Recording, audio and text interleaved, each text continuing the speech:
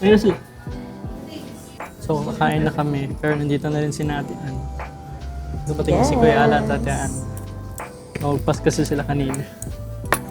Kape naman, Ayun, tabi lang siguro natin talaga. may space pa ba doon? Malaki pa man yung kabila ng sila. Oo nga, doon nga. Kain na tayo. Sige. Ano nga ito? Diyan ka muna yung Yeah. Ngayon ako nakita ng carbonara na may itlog. Yeah. Lagi? Kakakapod. Ang dami dati. Ay. Wala pala. kayo? Bago kasi to. Ang laki nga eh. Carbonara. Hindi ko alam. Kaya na. Tapos nakalimutan ko pa talaga yung form ko ng safety. Ayay. Ate, hindi ako sa'yo magkuha. Kain tayo. Okay lang yun. Order na kayo. Sige na lang. Nag-lunch na ba kayo, te? Iba rin. Ito na naman po si Ate Ann. Mike. Microphone. Eh, ganito din si Josh, Ate oy. Ann. Ay, yan. Yan. Kuya, late na kayo. Nawala kayo. Wala pa kayo. Ito ang aming mayaman brother-in-law. Kuya Alan and Ate Ann. Masikip. Ay, luwagan natin. Istas.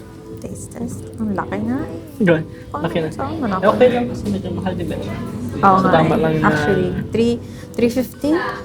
250 na yan. Two- 280? Sa akin 295 yata.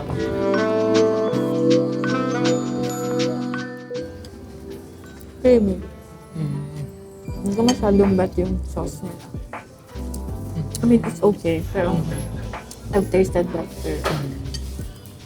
Okay. I mean, it's not pangit. Pero, I feel like maalat siya. Or, kulang siya ng there's something missing. Hindi ko nga sure eh. Tingnan mo. Sarap yung tapang. Pinong dun. Parang kulang siya ng lasa. Hindi ko mapinpoint ano. Mm. Diba? May kulang eh. Kulang ng alat for... Okay. Kulang ng alat.